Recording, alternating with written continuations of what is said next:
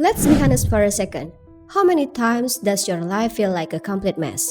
Your clothes are everywhere. You eat whatever it's easiest. Your thoughts feel chaotic. And your home? Sometimes it feels like a sinking ship. There's just so much.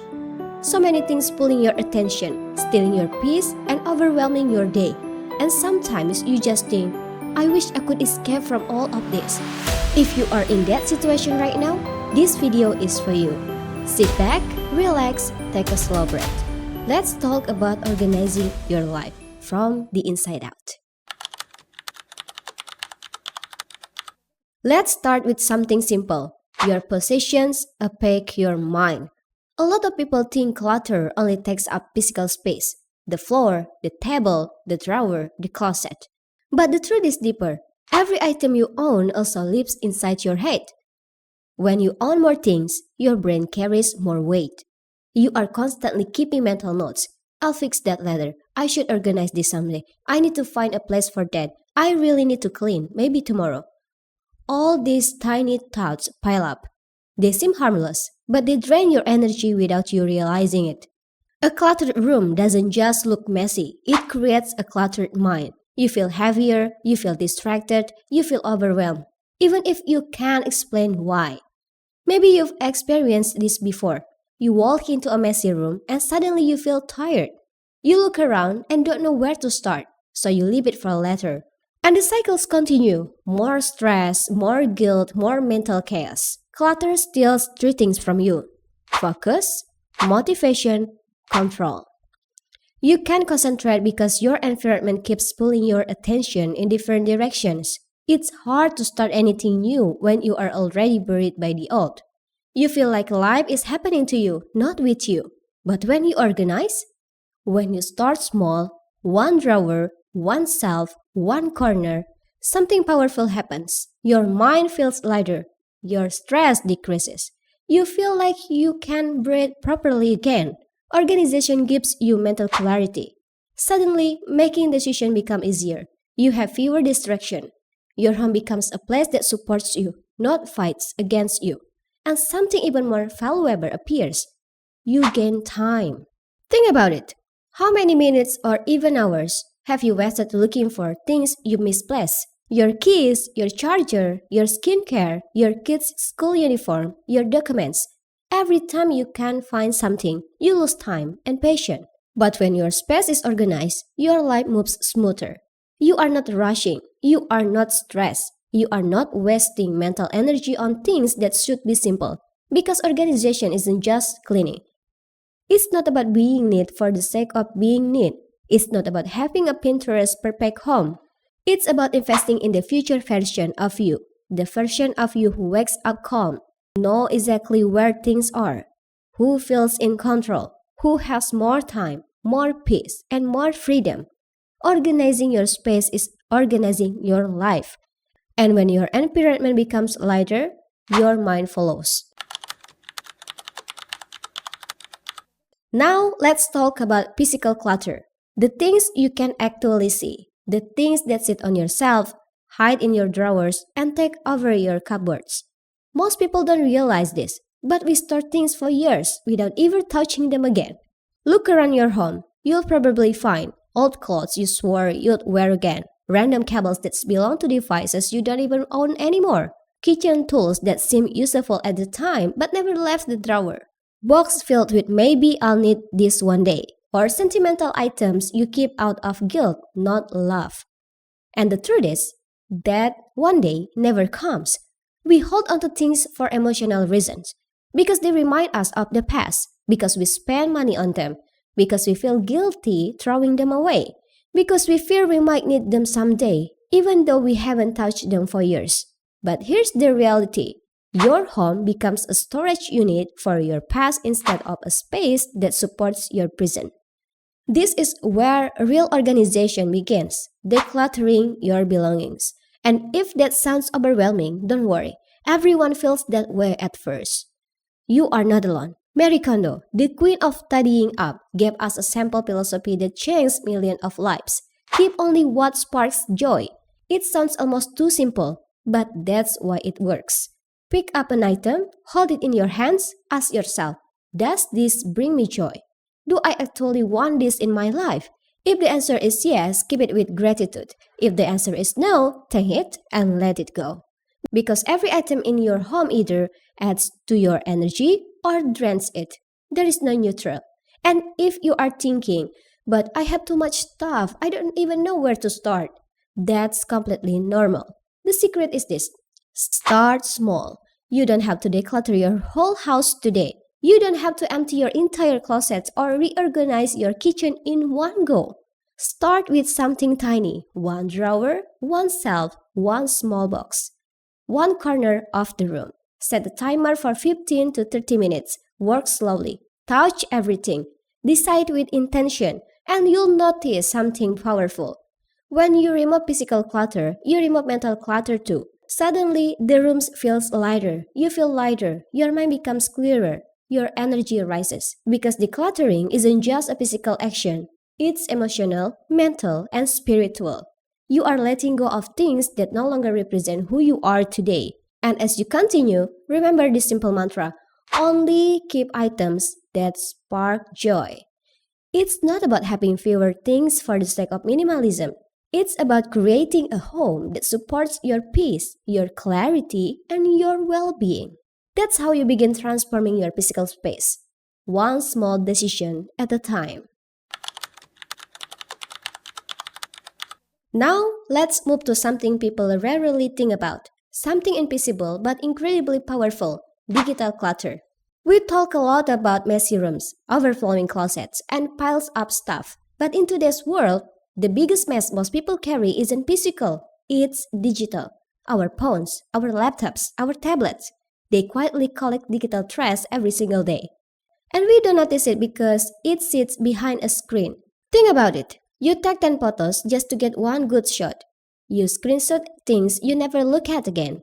You download files just for now and then forget about them. Apps you installed months ago are still sitting there, untouched. Every swipe, every click, every notification adds to the mental weight you carry. And because everything can be duplicated with just one tap, our digital clutter grows faster than any generation before us. We are drowning not in objects, but in information. And let's be honest, you probably spend more time with your phone than with actual human beings. Your phone is the first thing you see in the morning and the last thing you check before sleeping. So if your phone is a part of your daily life, a part of your mental space, it deserves to be clean too. Let's start small. Something simple. Begin with your home screen. Ask yourself, does this layout make me feel calm? Or does it add stress the moment I unlock my phone? A clean, simple home screen can instantly increase your focus. It reduces decision fatigue, that tiny feeling of overwhelm you get when you see 50 apps staring at you. Next, set aside around 30 minutes. That's all you need. Go through your files and remove the digital junk, blurry photos, accidental shot of the floor, screenshot from 3 months ago, old videos you no longer need, unused apps, duplicate files, random downloads, email, newsletter you never read, conversation that no longer matter, tabs you left open for no reason. As you delete, you'll notice something interesting.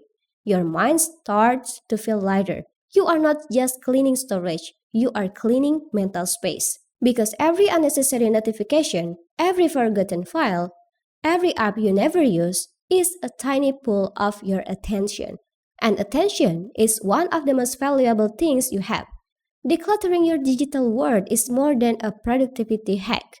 It's an act of self-care. When your phone becomes more organized, your thoughts naturally become more organized too. Trust me, this step makes a huge difference. People often skip it, thinking it doesn't matter, but once you try it, you'll feel the shift immediately.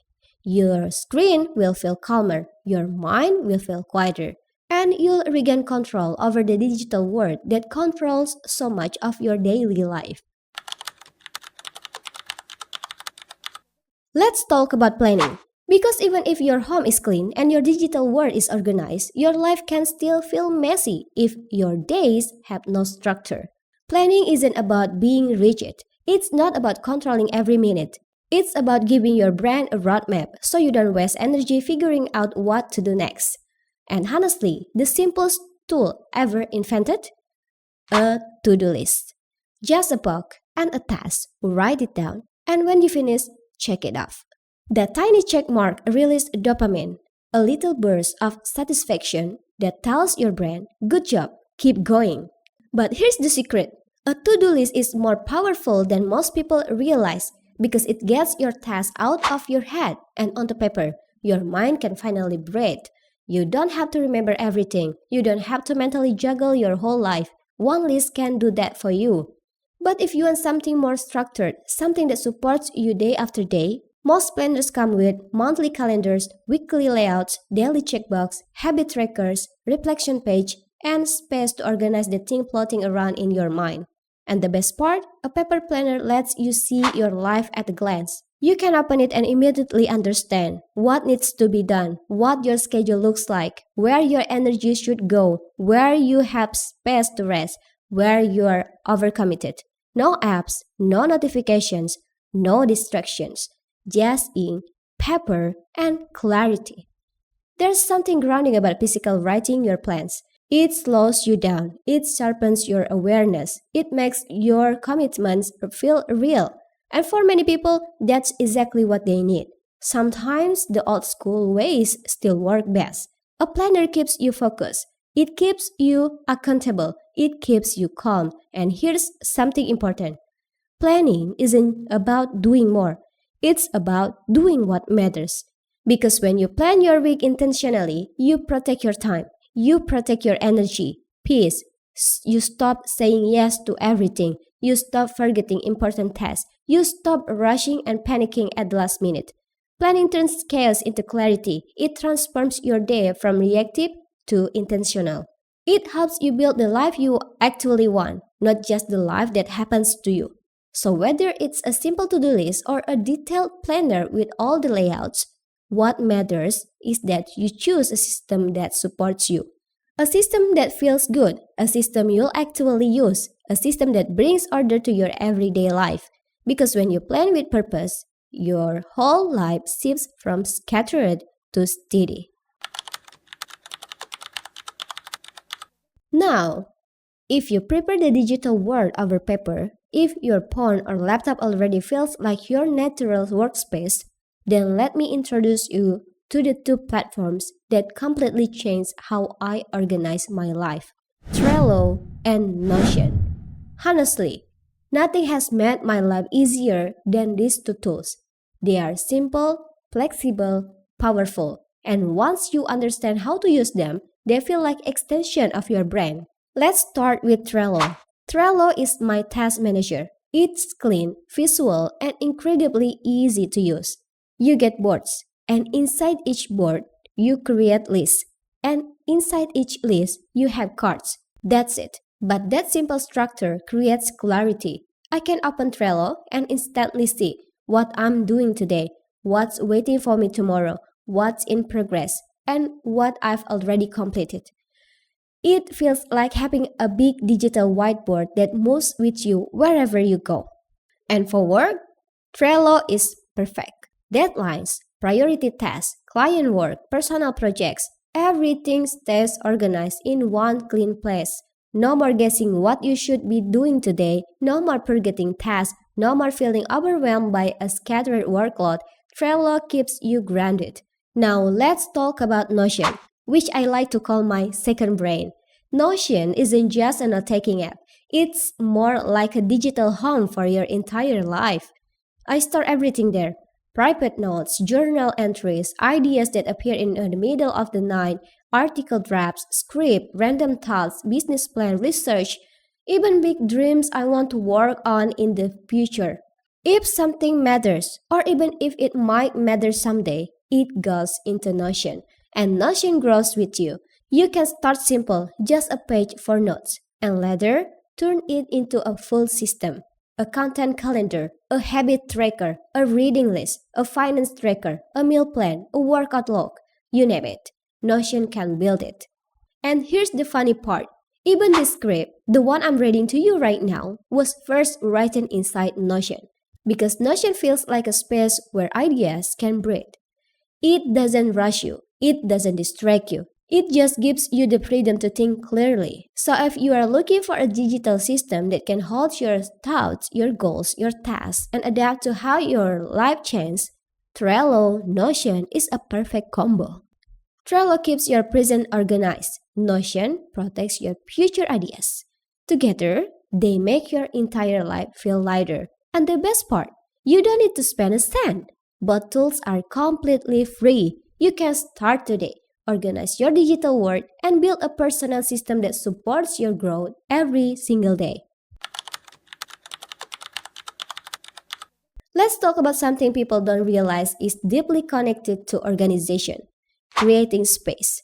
If you want to reach a goal, any goal, big or small, you need to create a physical space that supports it. Because here's the truth: your environment shapes your behavior more than motivation ever will. Let me explain. Think about something simple like writing. If you say, I want to write every day, but you don't have a specific spot for writing, what happens? You move around the house trying to find a comfortable place. You look for your notebook. You search for a pen. Your laptop is in charge. The table is messy.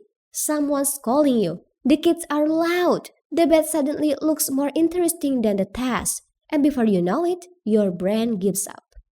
Not because you're lazy, but because there's too much friction. Now imagine the opposite. You have a tiny writing corner, a table, a chair, maybe a lamp. Your notebook is already there, your laptop is already there, your pen is already there. All you have to do is sit, and your brain goes, oh, this is where we write. That's it. No searching, no thinking, no wasting energy. Just flow. Now apply this to anything. If you want to sew, you need a sewing corner, a place where your tools are waiting for you, a place where the moment you sit down, you're already halfway into the activity. If you want to knit, you need a basket, a chair, a cozy spot, somewhere that whispers, this is where the knitting happens. If you want to read more, create a reading chair. If you want to do skincare consistently, create a skincare area. If you want to drink herbal drinks every morning, then create a little herbal beverage corner. Put your herbs, your cup, your kettle, your honey, everything in one simple spot. So when morning comes, you don't wander around thinking, where did I put that ginger? Or where's the honey? Never mind, I'll drink water instead. No, you walk to your corner and your brain immediately knows this is what we do here. Creating a dedicated space turns intention into habits. It removes decision making. It reduces friction. It increases consistency. Because habits don't grow for motivation. Motivation fades. Habits grow from environment. Your space shapes your behavior quietly, automatically, effortlessly. So ask yourself, what goal do I keep postponing? What habit do I wish I could stick to? What project do I want to finish? And then ask the more powerful question, do I have a space for it? If the answer is no, that's where you start. Create a corner, even a tiny one, a shelf, a desk, a spot by the window. It doesn't have to be fancy, it doesn't have to be big, it just needs to exist. Because when your space supports your goal becomes easier to reach. Your environment becomes your partner, your home becomes your reminder, your daily routines become smoother, and slowly, softly, without forcing anything, your attention becomes a habit. And your lifestyle becomes the person you dream of becoming, all because you create a space for it. We always say we have 24 hours in a day, but let's be honest, we actually don't. Sure, the clock says 24 hours, but once you subtract everything you must do, your real free time becomes much smaller than you think. You need sleep, 7 to 8 hours, sometimes more. You need to work, maybe 8 hours, maybe more. You need to cook, clean, shower, commute, take care of your kids, help your partner, handle unexpected problems, deal with responsibilities that you never planned for. And suddenly, the day is gone. You look at the clock and ask, where did my time go? Did That is why you can't afford to waste it. Time is not just passing, it's disappearing. And every moment that leaves never comes back. You can earn money again, you can rebuild your health, you can repair a relationship. But time? Once it's gone forever. That's why I want you to remember this. 30 minutes spent productively gives you something. 30 minutes spent scrolling takes something from you. 30 minutes writing gives you progress. 30 minutes reading gives you knowledge. 30 minutes organizing gives you clarity. 30 minutes learning gives you growth. But 30 minutes scrolling, it gives you nothing. It takes your focus. It drains your mood. It reduces your energy. And sometimes it leaves you feeling worse than before. If you add those minutes across your day, they become hours. And across weeks, they become days. Across months, they become years. So the question is not, do I have enough time? The real question is, how do I treat the time I already have? Because here's the secret. You don't need more time. You need better management of the time you already have. To protect your time, you must manage it intentionally. You must decide what matters and what doesn't. You must choose where your energy goes and where it shouldn't.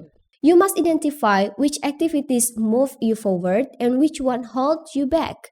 Start by becoming aware of your patterns. Ask yourself, how much time do I lose scrolling? How much time do I lose procrastinating? How much time do I lose worrying? How much time do I lose doing things that don't matter? And then ask, what could I build if I reclaim even 1 hour a day? What skills could I learn? What projects could I finish? What habits could I develop? What dreams could I finally work on? Because managing your time is not about squeezing productivity into every minute. It's about choosing your life. It's about saying, I want to invest my minute instead of burning them. It's about saying, I refuse to let my life be controlled by distractions. It's about saying, my time belongs to me. And once you start protecting your time, your entire life begins to shift. Your goals feel more reachable. Your days feel more meaningful. Your mind feels more peaceful. Because time management is not just a skill, it's a form of self-respect.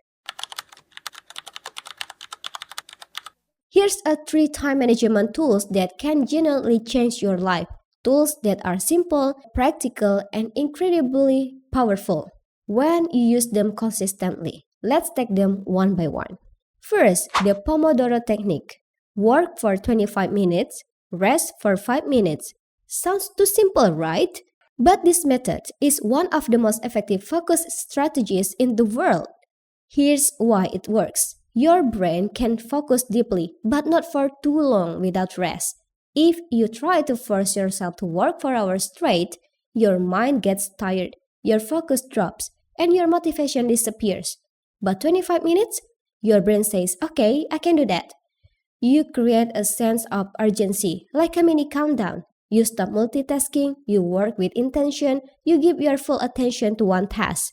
And then you get a guilt-free rest. Grab a drink, stretch, look outside, breathe. 5 minutes is enough to reset your brain without losing momentum. Do 4 cycles, and you'll already complete 2 hours of focused, high-quality work. No burnout, no overwhelm, just smooth, steady progress. If you struggle with procrastination, this method will save you. Second, time blocking. Now, this one is perfect for people with busy schedules. Parents, workers, students, and anyone who feels like their day is always chaotic. Time blocking means assigning a specific block of time to each major task. For example, from 8 to 9 cleaning, 9 to 11 work, 11 to 12 cooking, 2 p.m. to 3 p.m. reading, 3 p.m. to 5 p.m. exercise.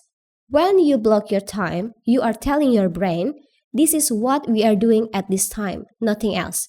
Time blocking prevents 3 major problems. Number 1, task switching, jumping between tasks and losing focus. Number 2, overworking one task, spending too much time on something small. Number 3, decision fatigue, wasting energy deciding what to do next. With time blocks, you remove confusion. You remove chaos, you remove unnecessary thinking, your day becomes predictable, your priorities become clear, and your tasks stop spilling into each other.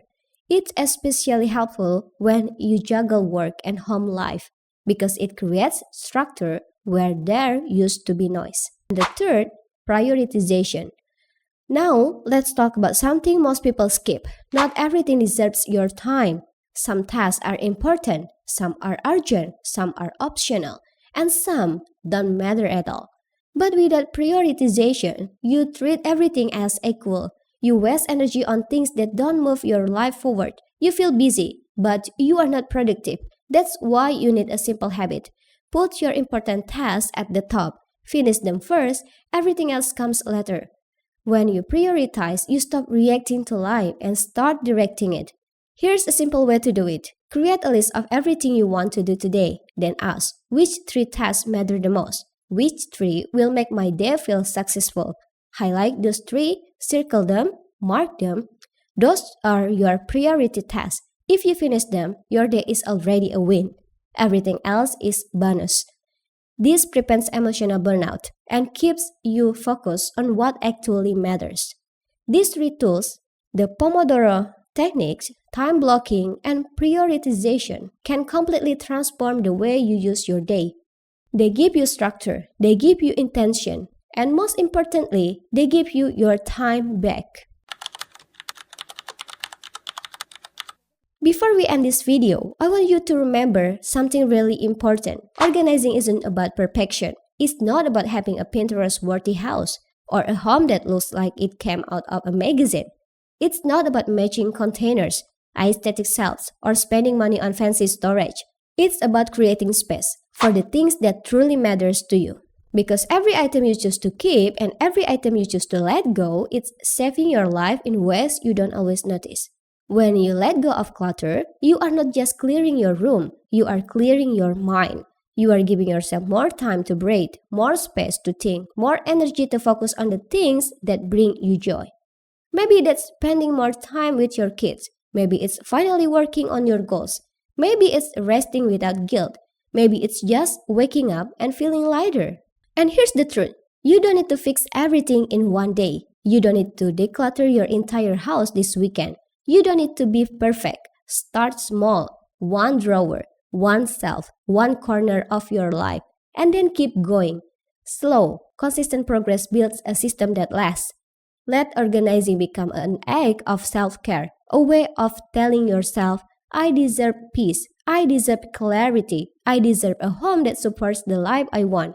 Keep only what sparks joy, what supports your goals, what aligns with the person you are becoming, and slowly, quietly, beautifully, you will create a life that feels easier, calmer, and more peaceful from the inside out.